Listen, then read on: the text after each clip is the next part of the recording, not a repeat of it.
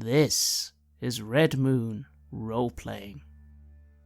Having picked up Baston's pack where he dropped it as he charged in, I attach my folding chair to it as I'm walking over to him to join him in his study.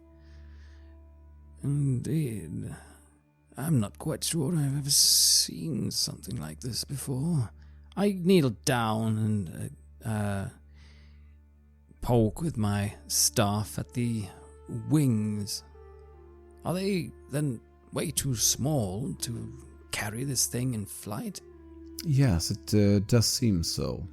And as you come closer, I will allow you also to make a roll for Myths and Legends. Now, I will tell you before you roll that you can either both roll for Myths and Legends, or you can discuss the matter between you, and you can allow the one who has 14 in it, Auden, to roll with a boon to the roll.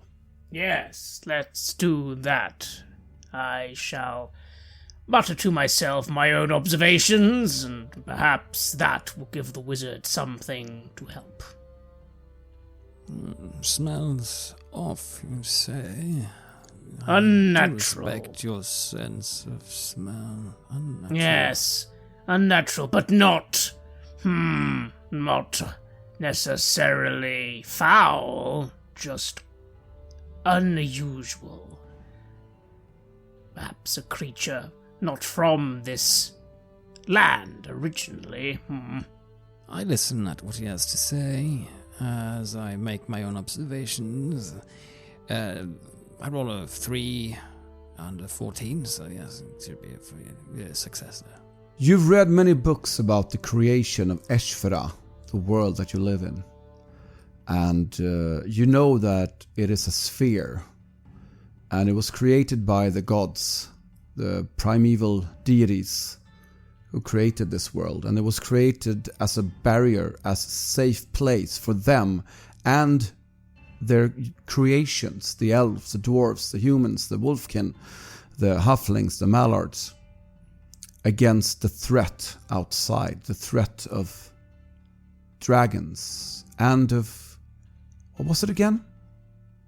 Demons. Yes, demons. Some kind of entities that are nightmarishly evil and chaotic. This could be one of those creatures, but it's very weird. The barrier, the magical barrier that surrounds the sphere inside which you all live, it's created to keep demons out. If indeed a demon such as this has penetrated the magical barrier, that would be an ill omen indeed. I find myself needing my chair again. I sit there and I mumble to myself, no, it can't be. It shouldn't be possible for them to... But it discounts all other possibilities. I start pulling at my moustache. Well, what is it? I look up at you.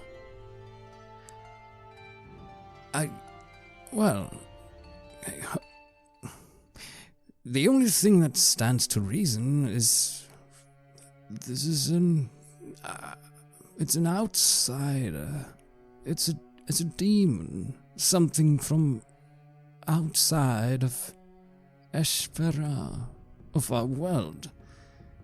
But if the gods have let something like that in, then either their powers are weakening or that of the other side is gaining strength.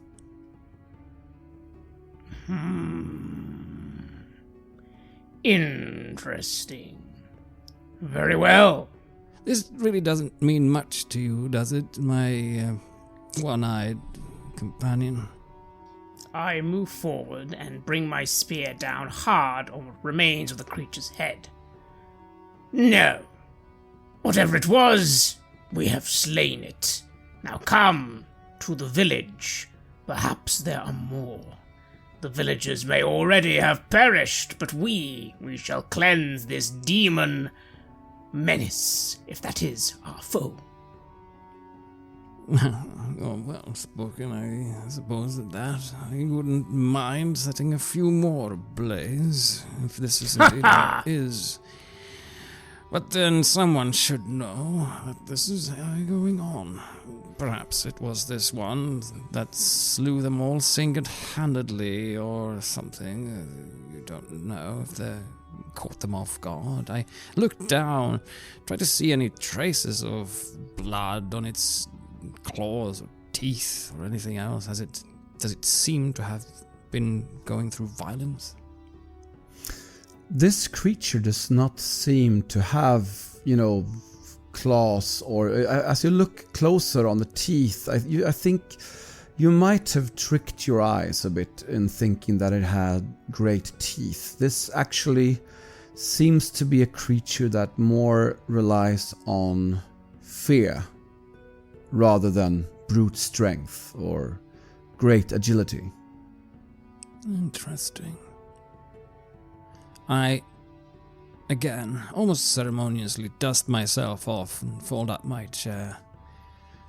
I think these foes might be attempting to make attacks on your resolve rather than your physical self, so if you are ready for this, then I say steel yourself.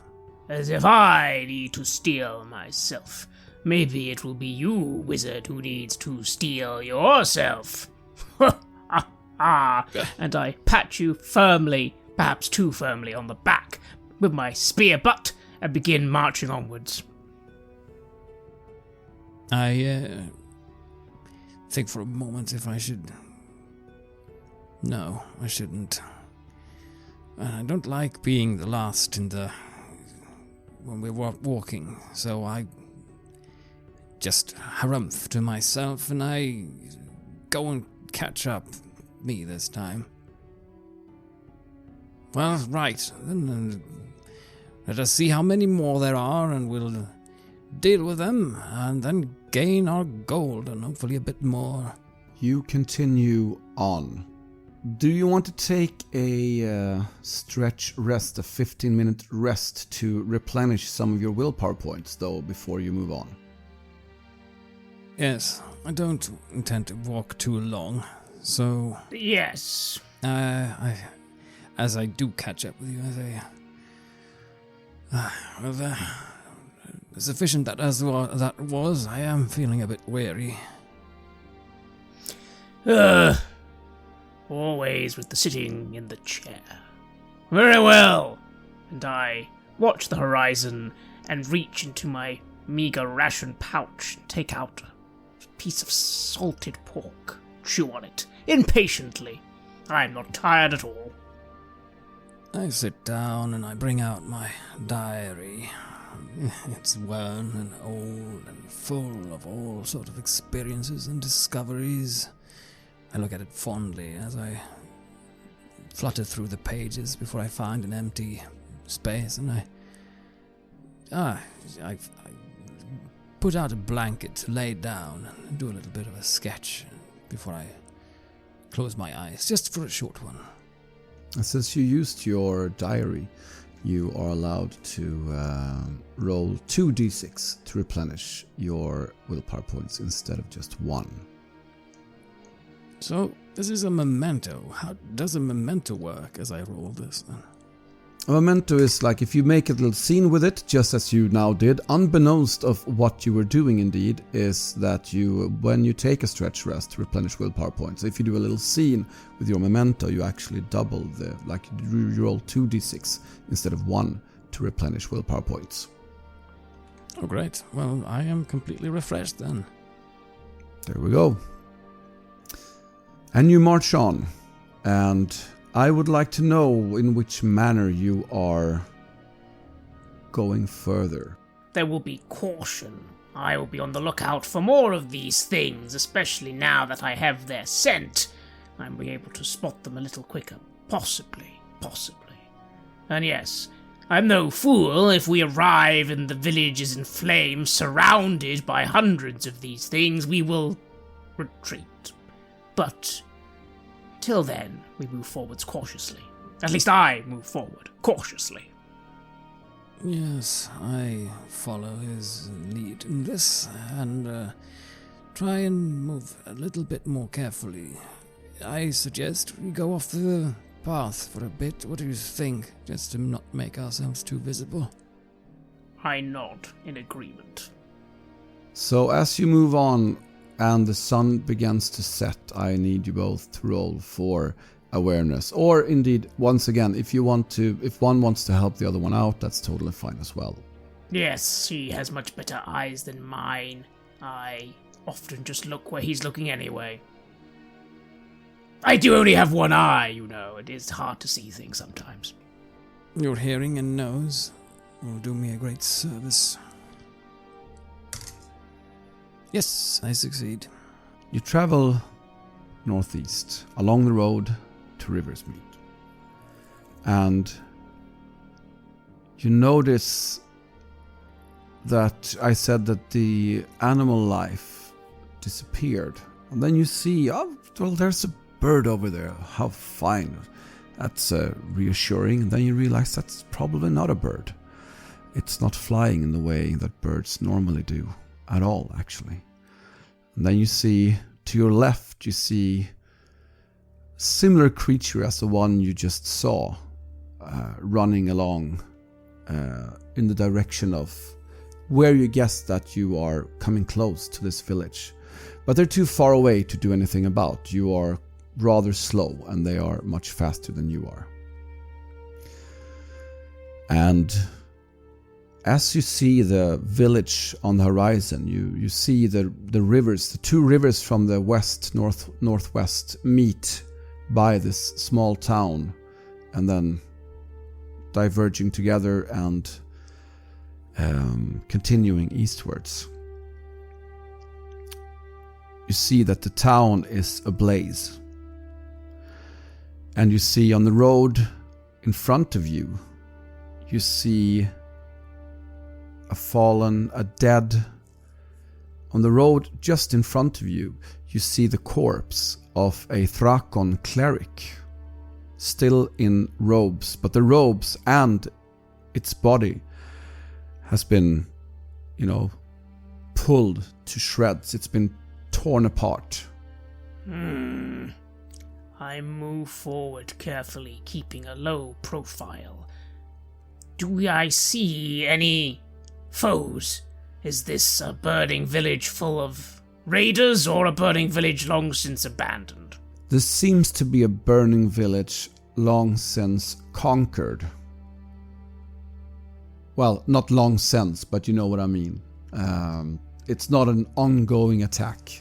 The houses have been burning for quite a while, and some of the houses are even, have burnt down to the ground and there's just charcoal left smoking in the dusk night. Yes, I smell the air, taking it all in. I say to the wizard, I think the days of peace have come to an end. War is here, or at least something has destroyed this village. And I start trying to look around for any sort of tracks or any evidence of what could actually have caused this. You can make a roll for spot hidden. I actually roll a 3 under 5, so I do spot something. There you go. You spot very few tracks leaving the village, human-sized, and maybe one pair halfling-sized as well. But you see a lot of tracks leading into the village. Tracks that are... you examine the corpse of the demon that you slew quite thoroughly, so you can compare to the tracks that you see here. And you do notice that quite a few of these tracks seem to be from... could probably be from such a creature. You see movement inside of the village. It's not a throng, it's not, 100, but it's a good, 20 of them. But they're scattered about and they seem distracted. They seem to be celebrating, almost. They seem to be so engulfed in utter joy that they don't seem to pay much attention. There's no guards, there's no sentries looking for attackers or someone entering the town.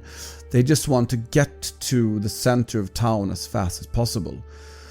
And I think you also see there, maybe there are some buildings that have been burnt down to the ground that clears the view for you, so you can see the center of town. And as I said, all Bastionites town are the same. There's the inn, there's the bank, there's the Lord's manor house, and the temple. And the temple is burning. And in front of the temple is the Thrakon Well, and in front of the Thrakon Well stands a human figure, not one of these demons. And you see demons of various kinds here. They all seem either small or maybe human-sized, but their shape are not human. But this figure standing in front of the well is cutting themselves and seems to be using its own blood to give power to some kind of ritual. That much is clear. There's an individual here doing some kind of ritual just by the Thrakon Well, and dripping blood down into the well and speaking old arcane words, drawing symbols with a staff in front of them in the air and down into the well. You're the expert when it comes to fell powers. If we slay the sorcerer witch, or whatever it is, will that deal with the demons? If not, we might have to back off. I kneel down behind one of the smaller stone outcrops of the not-so-burning buildings, as we are now being a bit close to observe all this. It's unsettling the way he is defiling that well, and if that is indeed what caused this intrusion, then he must have led them in here. He can't have used Thrakon's power to do it. It must be something else.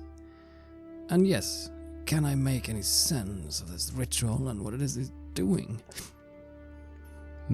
You have the same stat in both elementalism and myths and legends, so there's no real use of trying to figure out which one of them to use. So you may just roll and try to beat a 14. Alright. 2. Yes, this is not a summoning spell. That much is clear. And you also remember that these creatures seem to be drawn here. You don't see more of these demon imps coming up from down in the well. They have come from all around the countryside, and they have gathered here. They are gathered by the ritual in some way, but they're not gathered magically. They're gathered because their senses are telling them that they need to be here. And this spell is not a summoning spell, it's some kind of penetrating spell. It's unsettling. They've not been brought in here. They're being lured, like he's putting forth a call to gather them. And they are celebrating. They do not seem to pay much heed to this sorcerer, but they just seem exhilarated. They seem extremely joyous of what is happening, but they don't seem to be called here by this individual, but rather by what is happening. Oh, right. But they're not being summoned or called. They just feel what's happening and they want to be here to see it. I I don't know what it is that he's doing, but it's drawing them in. It could be the chaos and the fire that they are creating, and that is indeed then luring them in, or they are preparing for something even bigger to happen. And they are keen to be here for that. I don't know what will happen, though, if we stop them. Will they turn on them? Will they just all turn on us? And I look around again. How many are there of these otherworldly beings? Around 20, it's hard to tell. Because they're all, jumping around and they're in constant movement. They are cheering and screaming, and they are, just running around aimlessly. I smirk a little. Well, we could turn back to a town full of fools and tell them of the danger they are incapable of dealing with. Or I start sniffing the air. I'd like to use hunting instincts, spending free willpower to catch the scent of this sorcerer. Yes, you spend your 3 willpower points and you sniff the air. You spend a good minute sniffing it, like sifting out the smell of this individual. Yes, it's a female smell for sure. Yes, and you notice that this one smells not foul or unnatural. This one smells... It does smell a bit wrong, but it's the same kind of wrong that you've smelt on, like people are suffering from insanity. It's not a demonic or unworldly wrongness about it. There's a sickness in the mind of this person, but... I have a plan. Perhaps you, wizard, will go forth and entreat of your fellow practitioner some prattle. You are most skilled at that. While you distract, I shall climb that building, pointing to the nearest high point, and ready my spear. I reckon if we slay this sorceress fiend, the other creatures may lose their focus. Maybe even you could restore the well. And then, well, we either die gloriously or run, depending how it goes after that. But you got a good back to you. I'm sure we can fend these things off. Or not. Haha, what say you? I nod slowly, stroking my beard. Well, I haven't lived this long just to not die a glorious death. I am curious to see what she, did you say, is trying to accomplish. Fine. We will go ahead with your plan, and I'll see how just talkative she feels like being. If nothing else, I surmise she will not try to stop her own ritual. And as for these beings, they seem too happy to care for anything else. Fine. I shall make myself known as soon as you give me the sign. And with that, I will unclasp my heavy leather cloak, effectively removing my armor, because otherwise it gets in the way of being stealthy, as I will attempt to stealthily climb to a good vantage point and ready my spear. I will actually give you a boon to this roll, so you may roll twice and take the best roll, because the people in the village, or the demon imps and in the village and the sorceress, their focus is elsewhere. In that case, I do, because it is a boon, roll 2 dice and take the best one, which is 12, a success. On my sneaking. You go around the town and you have seen that the bank, being mostly made of stone, actually does not seem to be burning as much as the other buildings. You should be able to sneak up on the corner of the roof of the bank, and from there your short spear would definitely reach this sorceress. You do know that your two-handed great spear does more damage, but that would mean you would have to come close to her. Exactly, and again I sigh a little as I head to pack. I didn't just drop my cloak, of course, but I bundled it up. It's a shame. It is a good piece of armor, but it does get in the way of movement. After all, to achieve this stealth, I must crouch down on all fours. But, well, perhaps as a wolfkin, it feels natural as I dart between building and building, making sure not to be seen. But as you said, many of these creatures do not seem that interested. Perhaps this will be...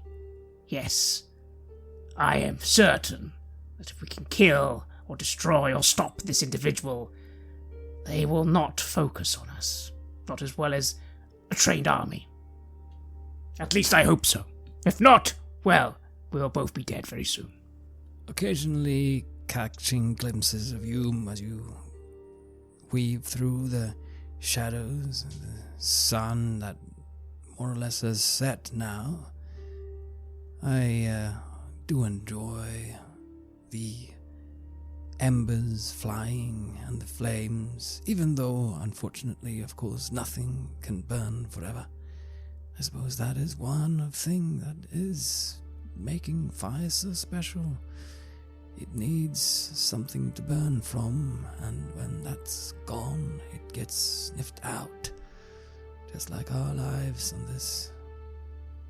on this globe, floating in wherever we are. Well, there, it seems like he's making the sign. Letting the flames flicker and shadows do their spiel, I straighten myself and I just simply then start walking towards her, this enchantress, out on the square. You simply walk into Riversmeet. You do notice that some of these creatures seem to make note of you entering, but considering your appearance, they are hesitant of attacking. They continue their celebration and let you walk in unchecked. I keep my cloak up and my staff at the ready. If nothing else, I almost look the part of joining her in this. And that's more or less what I do. I just place myself next to her, observing what she's doing and seeing how she'll react. At first, it's as if she doesn't notice you at all as you come up beside her. And she bends down to pick up a second dagger, and she notices your cloak next to hers. And she stops in her tracks. And slowly, her face comes up and looks at you. Your eyes meet. Her eyes have a questioning look about them. Do you say anything? An interesting practice you're doing here out by yourself. She's clothed all in black with a fine dress and a large cloak swept about her. Her hair is cut short. Dark hair. Dark eyes. Eerily pale skin. She looks at you with her big eyes and she says, "Interesting indeed. Do you care to join?" What will happen as you finish up this ritual of yours? You seem to have attracted a fine crowd of onlookers. Yes, they are waiting for their masters to join them. We are opening up a crack. We are widening the cracks that are already in this world. We will open them up, and when the masters come, we will rule this world under them. We, you say? I look around again. We, who have aided in their entering this world. This dull and dreary world of fools. Yes, I do agree. Occasions like this make things a lot more interesting, don't you think? You must have prepared this for quite some time. I have studied for decades. I've prepared for years. And now, it is almost complete. And she pulls up her second dagger. Do you have one, or do you need to borrow one? And at this moment, it is almost entertaining to me. Is she taking me completely for one of her kind? When she says we, does she seem to include me or others? It's hard to tell if the we she's talking about is her and you, or if she has other like-minded scattered across Eshfra. It's hard to tell. But she does not seem to consider you an enemy just yet. You've come up to her, you've spoken to her. She looks at your robes and your eyes, and she sees probably a grimoire sticking out of your bag somewhere where you keep your spells. Yes, there is that. We will rule this world in their name, and none shall withstand us.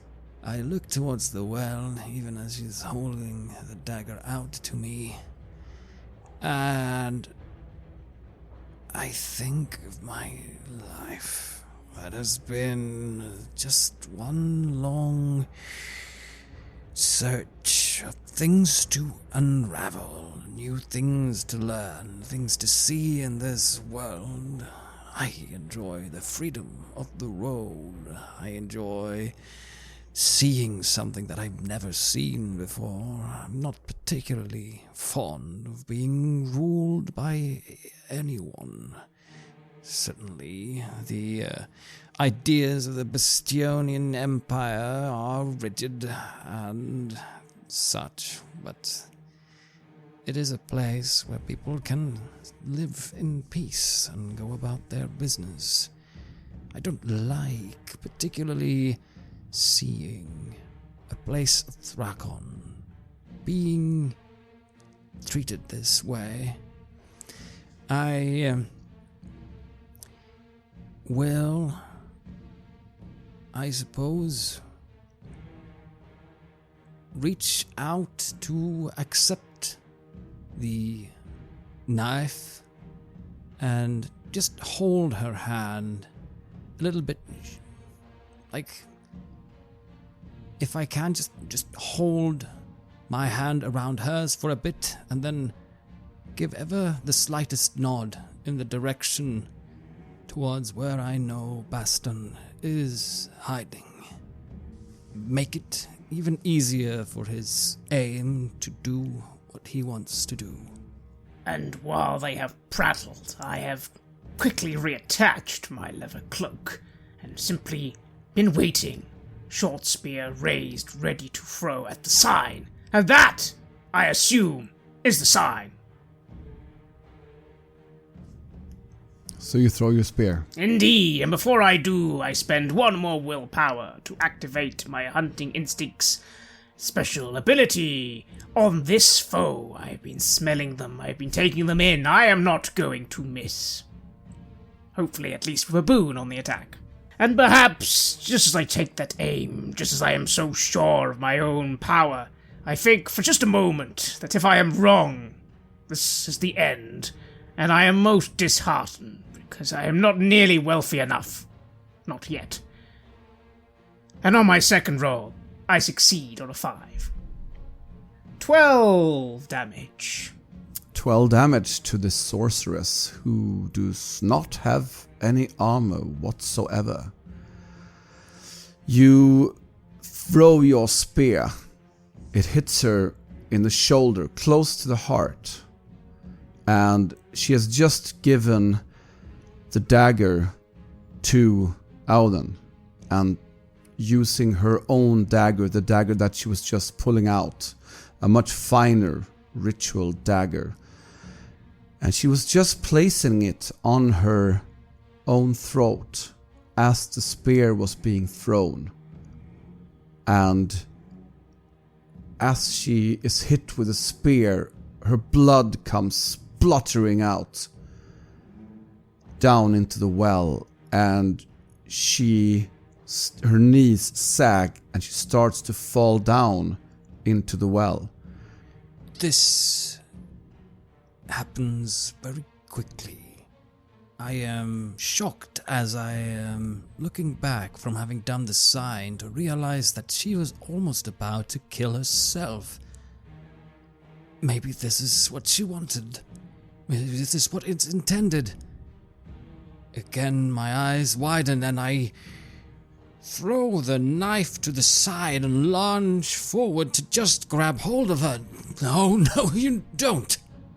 I am able to use agility, but because I have the heroic skill of adaptive, I will actually use 3 willpower points if you would grant me a use of staff instead, to try and catch her with my staff as she falls forward.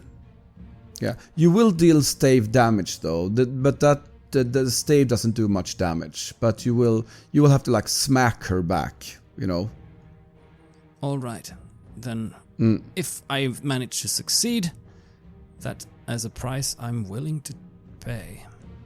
I don't even know if it's the right thing to do. It's a 4.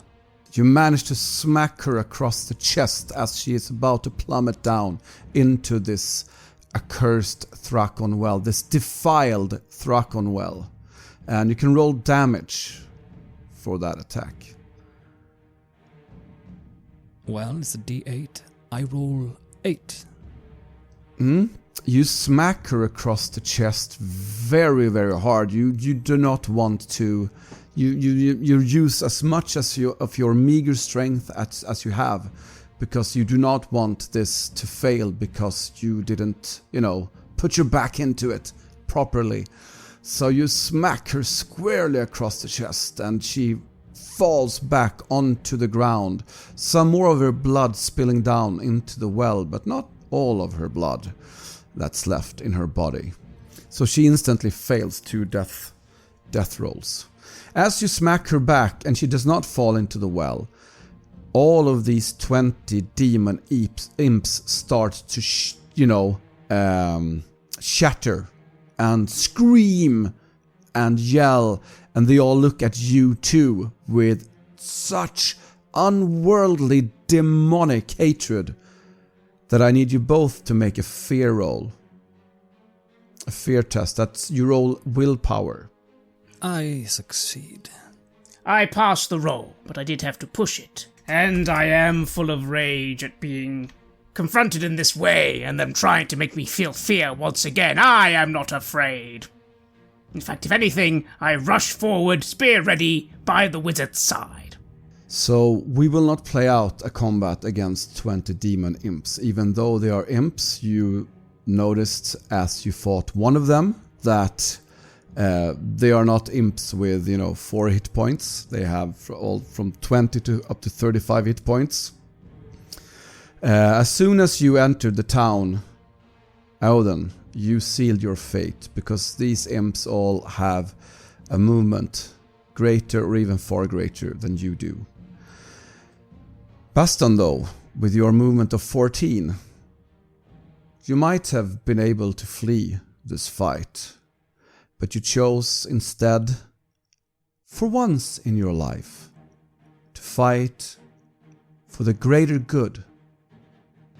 You fought not for money, not for glory, but for what was right.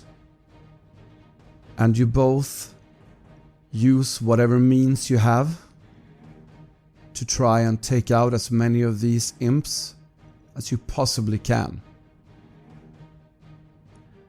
But you both perish in the attempt. But you will make one more roll each. Eldon for your magic, and Baston for your spear. If you succeed, you manage to take out enough of them that the rest scatter after the battle. If you fail, you simply perish in the night, and we will go on depending on what you roll. So please make your rolls, please. Well, if it is the last roll of my life, of course I push it to get success, becoming exhausted. But well, perhaps that is how it is. I succeeded. Fire will keep this town burning. The dying enchantress next to me will gain more of the flames. I will make sure that she does not survive, no matter what happens to me and the rest of these wretched things. So, fight I will, bleed I will, and spend probably all my willpower in the attempt. But that is what will happen.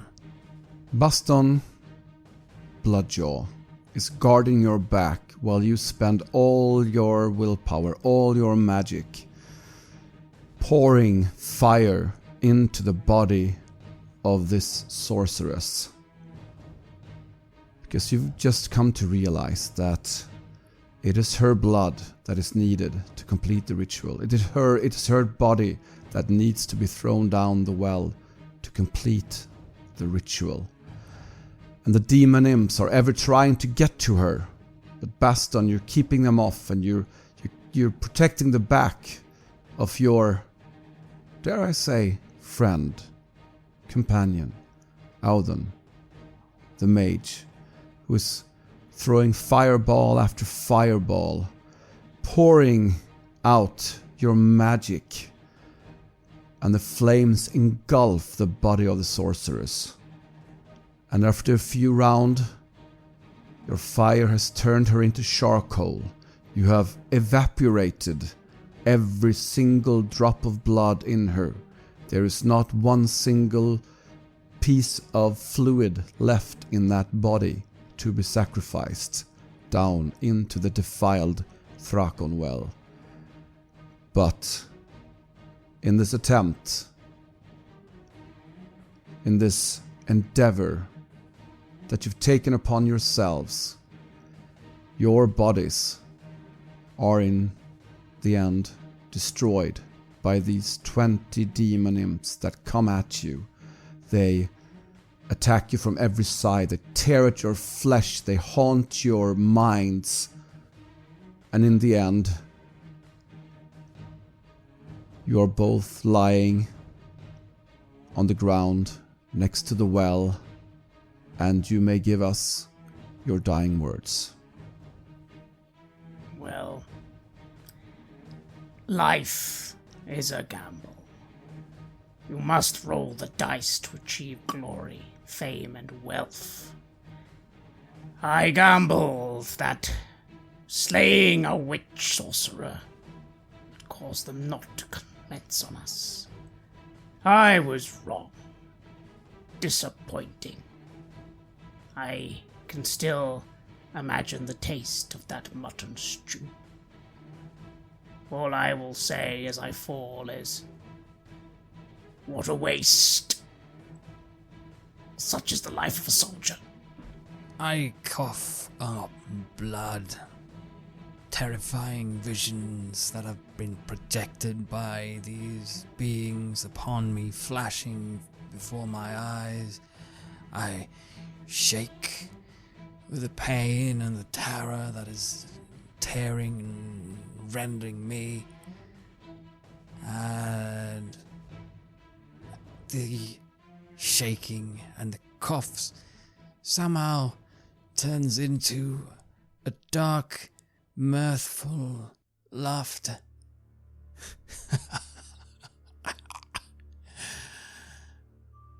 My mother could never have expected that this was where I would end up when she brought me to that school of magicians after I burned down a barn on the family farm. But this is it. This is it. The glory and the fire. And I've finally seen enough of it.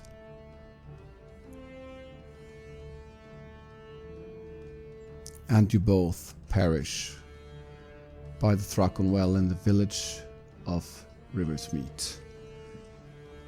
But you did succeed in stopping this ritual from summoning an archdemon from the other side, an archdemon who in turn would have been able to open further cracks in the barrier, letting in even more of its kind, and in the end perhaps destroying Eshfera and Windheim.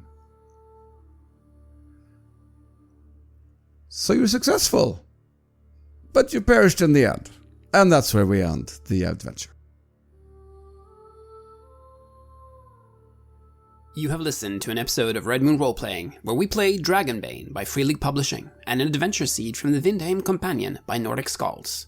This particular adventure seed was written by Pelle Nilsson, who is one of the creators of Mörkborg. Windheim Falling is on Kickstarter, and you can find a link in the show notes. The music was made by Andreas Lundström from Nordic Skalds and Sweden Rolls, and he was also our game master. We would like to give massive thanks to our champions of the Red Moon: Martin Heuschober, Simon Cooper, Julia, Camilla, Bob Lange, Cameron, Graham Barey, Doug Thomson, Lily, Maciej, Black Templar, Dennis Sadecki, and Leonhardt for their generous support. And we'd of course also like to thank all of our other patrons. Without your support, the show would not be possible.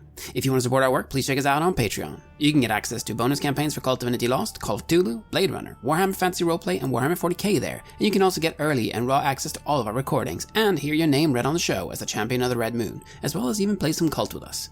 Most importantly, that support is what keeps the show going, so do check us out there. Thank you again for listening, and remember that darkness is on the move and chaos is spreading.